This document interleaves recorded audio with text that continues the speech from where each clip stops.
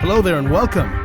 These are Tales of the Revolution with Jason Vreeke. That's me, your fellow revolutionary. We share stories to draw people closer to the real Jesus of Nazareth. This episode is entitled Coming Home. Our first storyteller spent years looking for home, until finally, home found her. Her name is Darlene Pawlik, and her story, well, it's revolutionary. You'll see why right now. My mom grew up in a typical post-World War II home where their father was very authoritarian and her mom was actually abused. And so she was kind of at a little bit of a disadvantage that way. But when she was 15 years old, she was brutally raped by a young man from the neighborhood. And he told her he'd ruined her and that he should marry her because she was now ruined and no one else would want her. And so she believed him. And when she found out she was pregnant with me, she did marry him. And at that time, she said, well, I figured we were in it together. There wasn't any getting away from him, and I didn't have any place to go. That resonated with me when she told me that and really directed the course of my life. She stayed with him for 2 brutal years. He beat her just all the time. And he was dodging the draft at the time. So when he was home, she was always on edge, not knowing when he was going to attack her.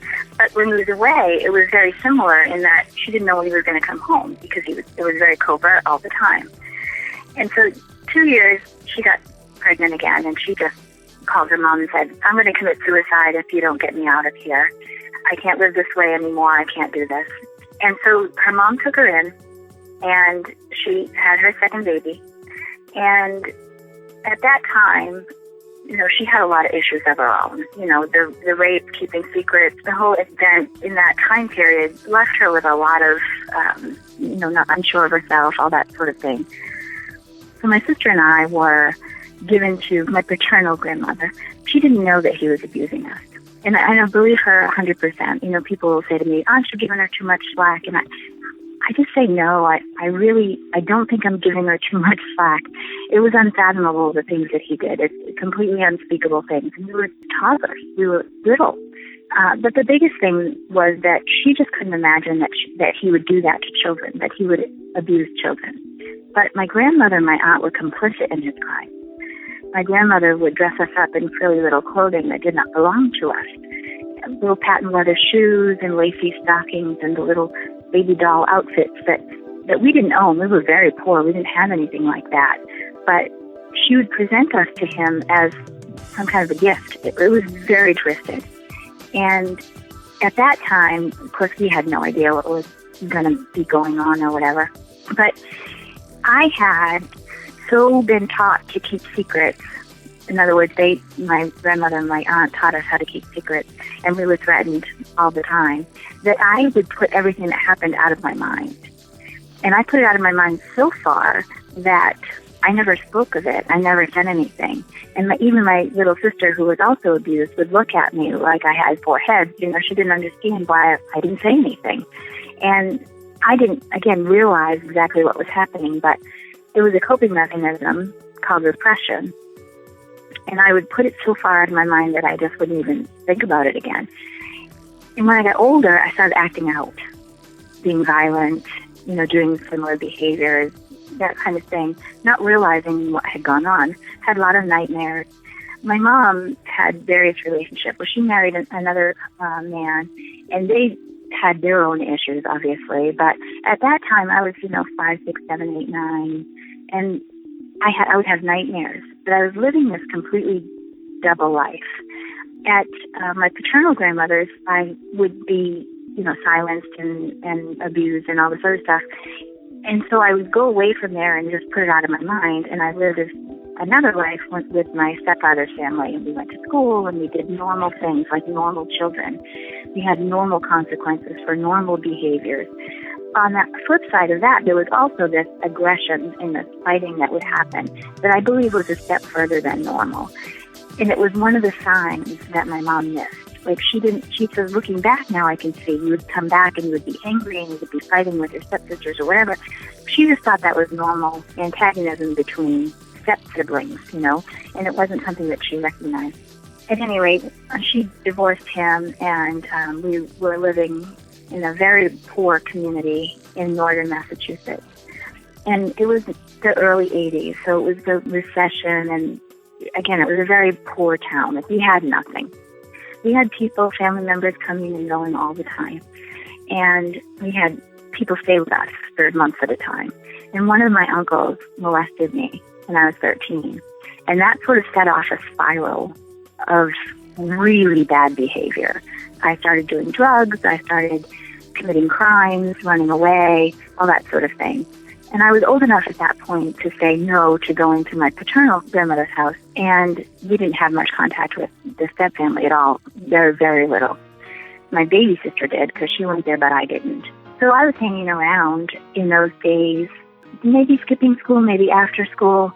But a very handsome man came to my neighborhood. He was a bodybuilder from the area. He had a black Cadillac with red interior.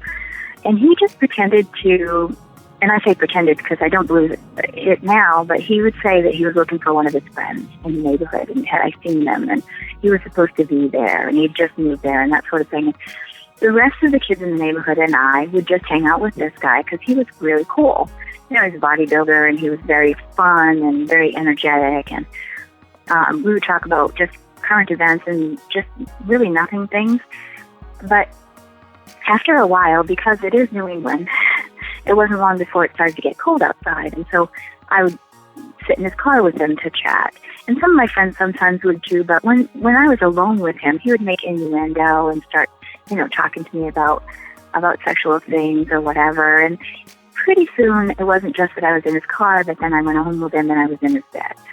And it wasn't too long after that when winter was setting in, and my birthday's in the middle of winter, and my mom and I had been fighting. We were at odds all the time. And on my birthday, my 14th birthday, she came home from running some errands, and I told her, well, it's my birthday. And even though I probably shouldn't have, I felt like I was entitled to something for my birthday. And she threw 2 crumpled up dollar bills on the table. And I was just devastated. I mean, I knew we were fighting and everything, but I still felt like I should get something for my birthday. And at that time, this man who I'd been with had been talking to me about making money. We didn't have an van, we didn't have proper footwear, no boots on my feet or anything. So when he said, you can have whatever you want. You can have anything you need, anything you want. And he never asked me for my number. He only gave me his number. So that day I called him. And within an hour or so, I was standing out on the street, on the corner in front of the drugstore, in 2 inches of slush, up to my ankles, just standing there freezing, thinking, I bet nobody can even see me here. I bet nobody even knows I'm here. Nobody can see me. I felt invisible. And anyway, I got into his car, and that was the first time he sold me to a small businessman from southern New Hampshire. And throughout the next 4 years, I was sold into what is now called human trafficking. It was a long time ago, and they didn't have a word for it then.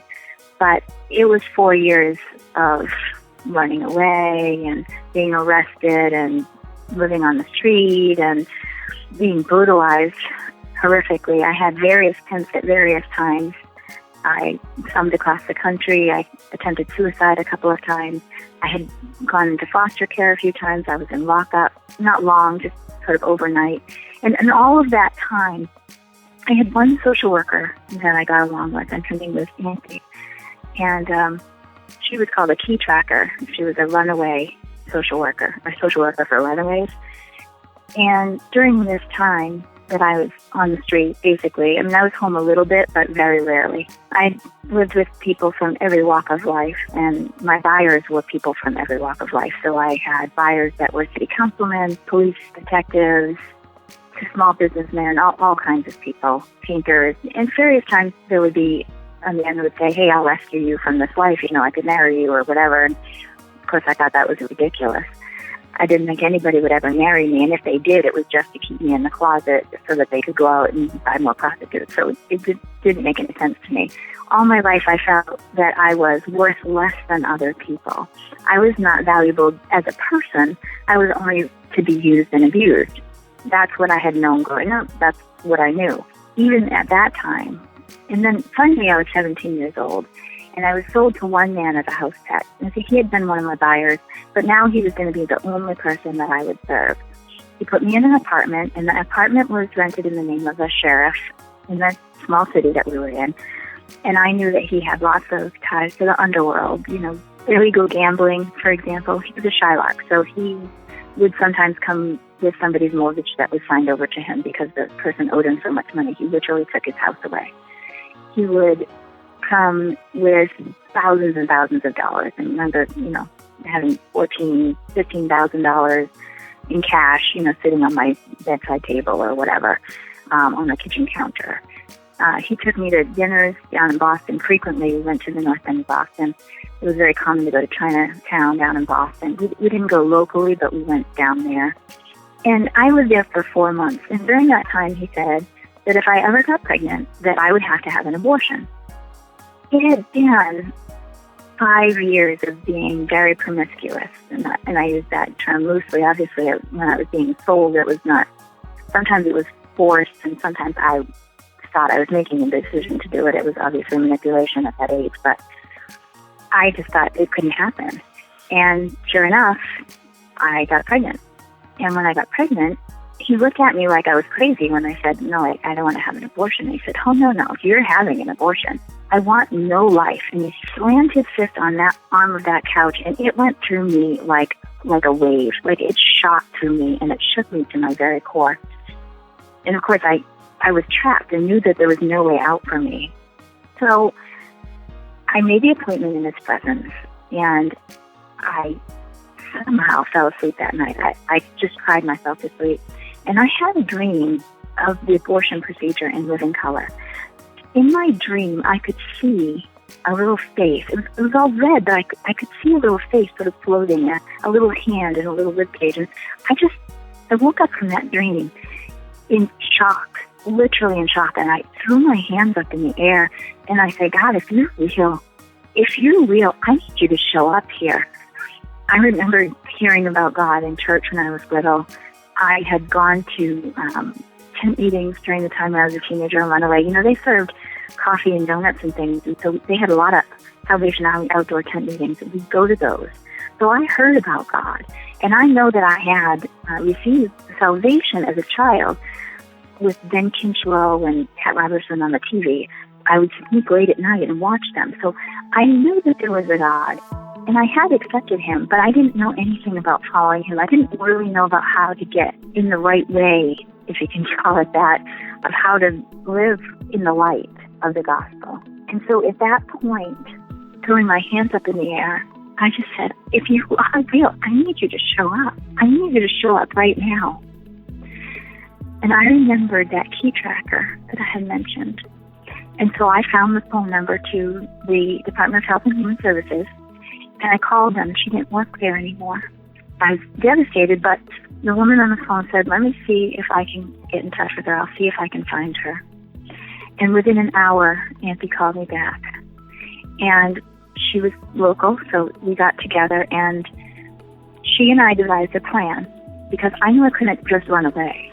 She found a home for unwed mothers for me, which wasn't an established home like you have today. It was just somebody's basement with a couple of rooms in it. And she just opened her house up and said, if girls need, they can come here.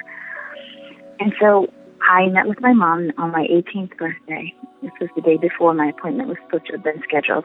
And I said, Mom, I'm pregnant, but it's okay. I've got a place to stay. You don't have to worry about me. You don't have to worry about a thing. I'm going to be away for a while, though, and I'm not going to contact anybody around here. And that next day, I went to my supposed appointment, but I went out with Auntie. We had lunch together, and we made arrangements for my stuff to be taken care of. That night, I had to go out to dinner with my buyer. And I was very terrified that he was going to find out, but I didn't feel like I had any options. If I ran away, I felt that he would have the ability to find me by using police channels. And if I ran away, outside of the normal channels, quote unquote, where I would get help from real people and did it covertly, that he would find me in the underworld. So I went out to dinner with him that night. And when he came into the apartment, I was crying and shaking. and my stomach was turning. And I went out to dinner with him, and we went down to Boston. We went to Chinatown, so it was an hour drive. And all the way down, I told him, I just can't do this anymore. I can't, something happened to me on the table. And all of the emotions from the dream were like rushing forward as I'm talking to him. And I could just feel it, but also the emotions that he's going to kill me if he finds out. And I really thought, I was so afraid he was going to check, that he was going to find out. So that I was, really shaking and very, very upset. But he had told me previously about making other girls have abortions. So I kind of knew that this was the way it happened, that he was going to know that I wouldn't want to be with him anymore because the other girls didn't want to be with him afterwards. He didn't say anything to me all the way down to Boston. And we had dinner. I really didn't eat anything. I just pushed the food around on my plate. But on the way home, he said, all right, I'm going to let you go. But if you come back to this city, you're mine. So he let me go. He let me go. I was free. I went down to the home for unwed mothers and I kind of hid out for a bunch of months. And then I came back to the area to be with my grandmother and my mom to have the baby. And I told God, if she's good, if she's perfect, because I took a lot of drugs, especially that night. He had given me the big red painkillers that night that we went out to dinner. And of course I had to swallow them because he was going to know if I didn't.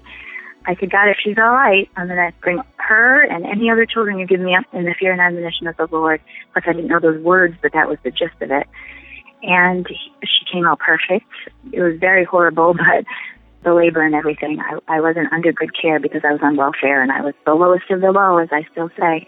But at that point, I found that there were really genuinely good people in the world, that people would actually open their home to strangers. Like, this woman didn't know me from Adam, and she let me live with her, helped me to get assistance. She took us to churches that helped give us food and money and helped pay the bills for us. And I just was floored by that. I had met my husband through a very unusual circumstance, which is a whole other story for another time. But when I first got out of the life of trafficking, I started learning how to change my mind, use memory verses to correct my own behavior, and be very, very careful about the things that I said and done. Now, that's not to say it was easy or that I didn't have issues, but I believe that everyone can do it. Anyone can use the Word of God to change their life as radically as it changed mine. Every single person on the face of the earth can do it. It was a matter of being diligent to use His words to change my life. Again, I've been married now for 27 years. I was a nurse for 26 years. I only left my job last year because of an illness. But I've been volunteering in pro-life work for almost 25 years. I was on the board of the small nonprofit here, the Right to Life here in New Hampshire. And I now am the vice president of a national Right to Life organization called Save the One. God has done such a work in my life. I live with peace. I reach people all over the country, and I believe that everybody can do the same thing, no matter where you are, no matter where you're from, no matter how hard your circumstances. If you are, as I say, the lowest of the low, somebody who feels like a throwaway person, it's not true. There are no throwaway people. God can redeem your life the way He redeemed my life and bring you from the uttermost to the uttermost, because He's good, He's faithful in all things. And I want to thank you, Jason, for the opportunity to share my story with people. I really hope that someone hearing it will realize that it does not matter where you're coming from. If you're still breathing, there's still hope, and there's still a chance for you to live in grace and peace.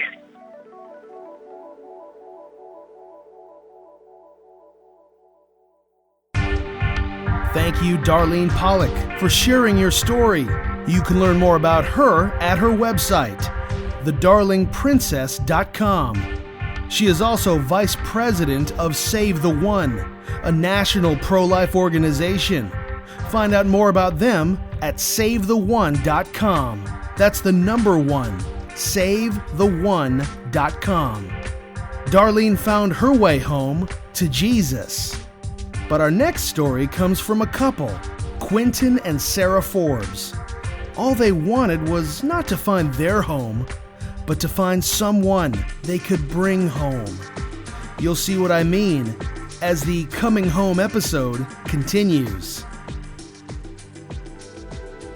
We had found out in May of last year that we would need to either do IVF or adoption, and we just kind of were in a holding pattern waiting to find out which way we would go, because neither one of us really knew which way we wanted to go. And so we waited, we got information about adoption, got information about IVF, and then at the end of September, I really was convicted through God working through just different experiences and stuff that we were going to move forward with adoption. But at the time, Quentin was not as convinced. A few months went by and kept waiting, and we just, at that point, our prayer changed to God just put us on the same page, because we were definitely not on the same page. I was very much, I don't want to do IVF, I want to adopt, and Quentin was very, I don't want to adopt, I want to do IVF. And the one thing that, throughout that process that was important to us and that decision was the support of our life group at our church. We had them, praying for us throughout that process of seeking IVF and that process of infertility. That kind of got us thinking on the same page as far as what we were wanting to do, or what we thought we wanted to do. But obviously that started to change when Sarah was led to kind of go through the adoption process and kind of adopt a little baby into our life. But I wasn't quite there yet.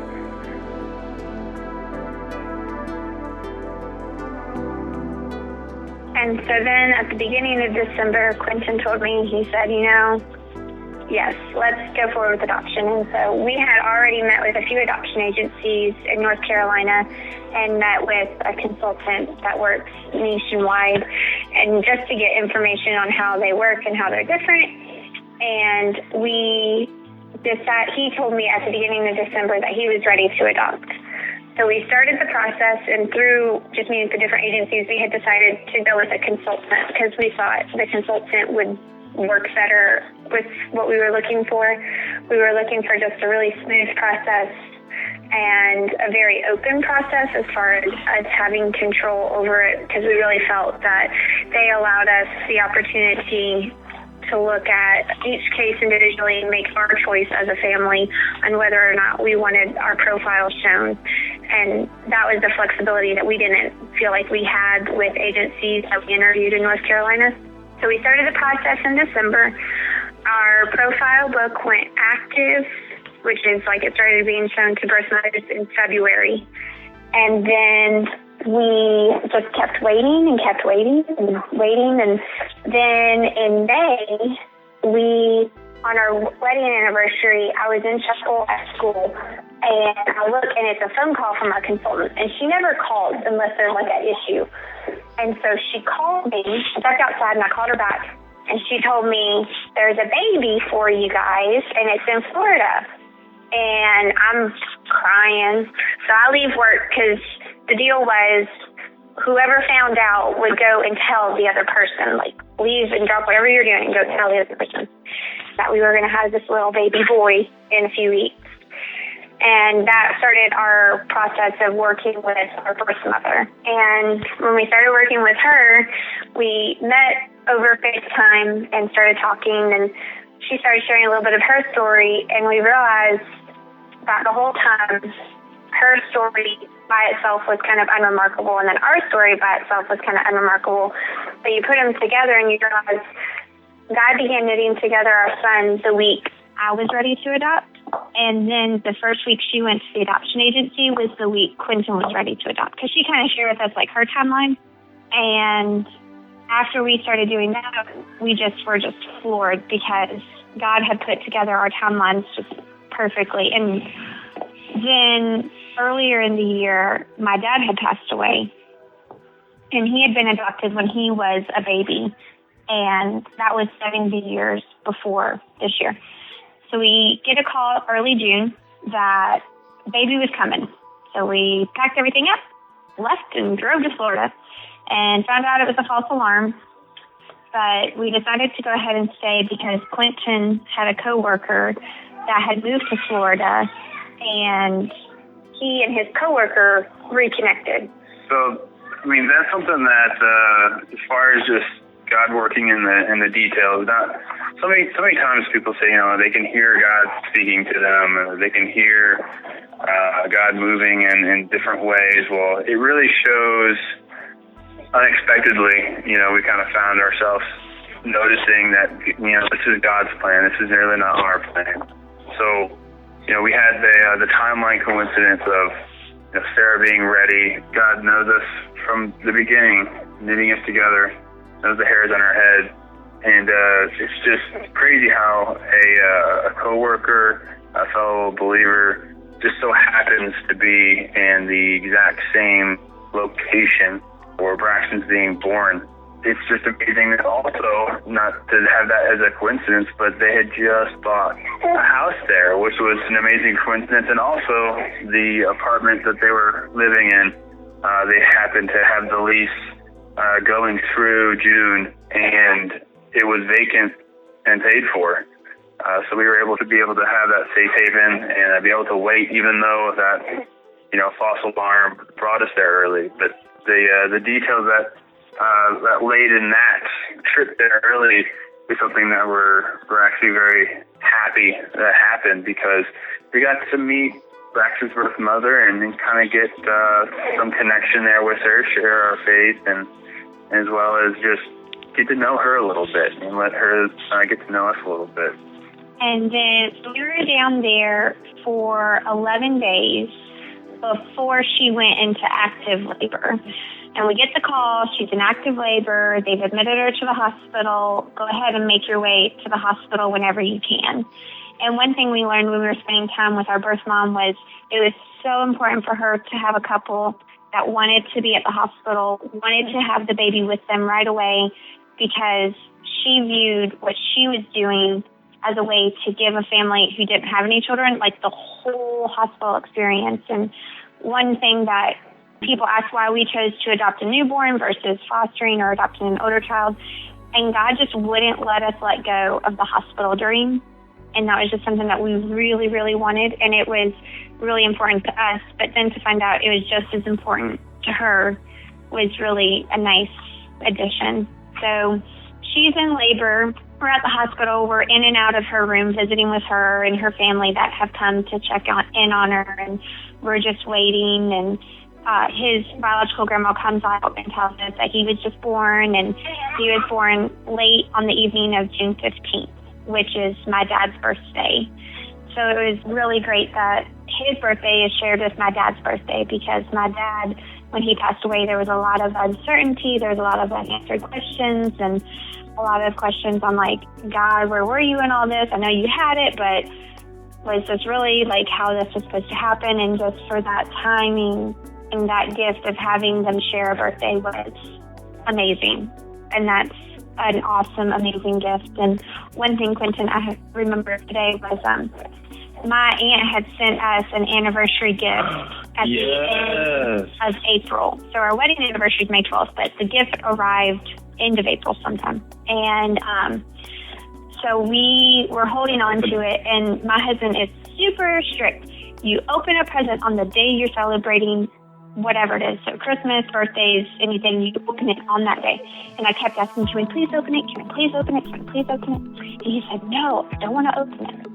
So our wedding anniversary comes May 12th, morning of. We wake up, and I'm like, all right, Clinton, let's open it right now. And he said, no, Sarah, I want to have something to look forward to when we come home. Let's open it tonight. So defeatedly, I say, all right, fine, we'll open it tonight. And then all the excitement happens during the day.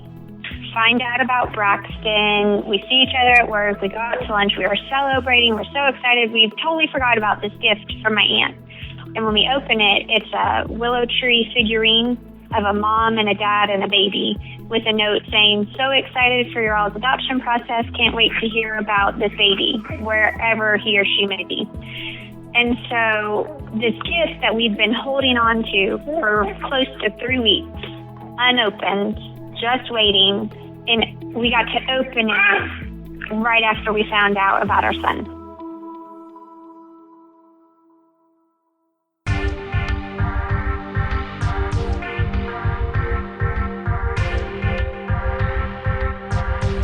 Thank you so much to Quentin and Sarah Forbes.